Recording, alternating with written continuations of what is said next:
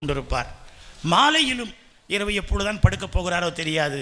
நற்கருணை ஆண்டவருக்கு முன்பாக கொட்ட அவரை பார்த்து கொண்டே செபித்து கொண்டிருப்பார். எல்லாருக்கும் ஆச்சரியம். எழுத மாட்டேன் பேச மாட்டேன் என்கிறவர் இது எப்படி இந்த நற்கருணை ஆண்டவருக்கு முன்பாக போய் உட்கார்ந்திருக்கிறாரே என்று சொல்லி அவர்கள் ஆச்சரியப்பட்டார்கள். இந்த செய்தி திருத்தந்தைக்கு எட்டுகிறது. திருத்தந்தை ஒரு கட்டளை பிறப்பிக்கிறார். தாமஸ், எழுதுவதில்லை என சொல்லிவிட்டாயே, நீ ஒன்றே ஒன்று எழுத வேண்டும். இந்த நற்கருணையை பற்றி ஒரு பாடல் எழுதி தர வேண்டும் என்று அவரிடத்திலே கேட்கிறார்கள். அப்பொழுது அவர் திருத்தந்தையினுடைய கட்டளைக்கு கீழ்ப்படிந்து எழுதி தந்த பாடல்தான் தாந்தும் ஏர்கோ சாக்கரமெந்தும் எனப்படுகிற அற்புதமான பாடல். அதைத்தான் தமிழிலே ஒவ்வொரு முறையும் நற்கருணை ஆராதனையின் பொழுது நாம் பாடுகிறோம்.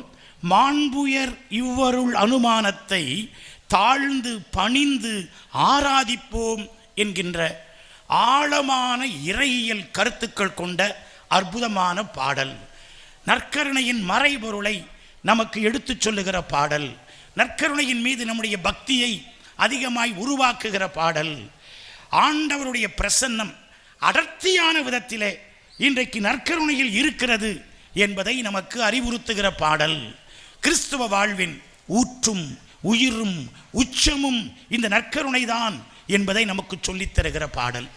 அந்த பாடல் இன்றளவும் பாடப்படுகிறது. அப்படி ஒரு அற்புதமான காலத்தால் வென்ற ஒரு பாடலை நமக்கு தந்தவர் புனித தாமஸ் அக்வினாஸ். அப்பொழுது அவரிடத்திலே கேட்டார்கள், என்ன தாமஸ், இந்த நற்கருணையின் மீது உனக்கு என்ன அவ்வளவு பற்றா என்று கேட்டார்கள். அவர் சொன்னார், மறைபொருட்களிலெல்லாம் பெரிய மறைபொருள் கடவுள் மனிதரானார் என்பதுதான். அது நம்முடைய அறிவால், நம்முடைய பகுத்தறிவால், நம்முடைய மூளையால் கிரகித்து கொள்ள முடியாத ஒன்று. அதை கீழ்ப்படிந்து தாழ்ச்சியோடு நாம் ஏற்றுக்கொள்ள வேண்டும்.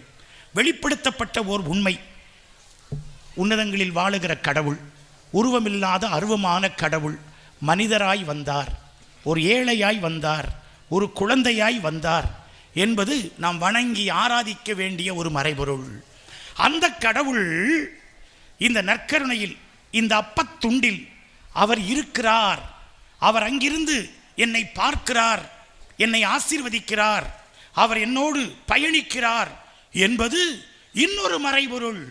ஆகவே இந்த மறைபொருளுக்கு முன்பாக நான் வேறு என்ன சொல்ல முடியும்? கடவுள் எனக்கு கொடுத்த அவருடைய உடனிருப்பின் மிகப்பெரிய கொடையான இந்த நற்கருணையை பற்றி கொண்டு அதனுடைய காலடிகளில் நான் விழுந்து ஆராதிக்க விரும்புகிறேன். அதுவே எனக்கு பேரின்பம், அதுவே எனக்கு போதும் என்று தாமஸ் அக்வினாஸ் சொன்னதாக சொல்லுவார்கள்.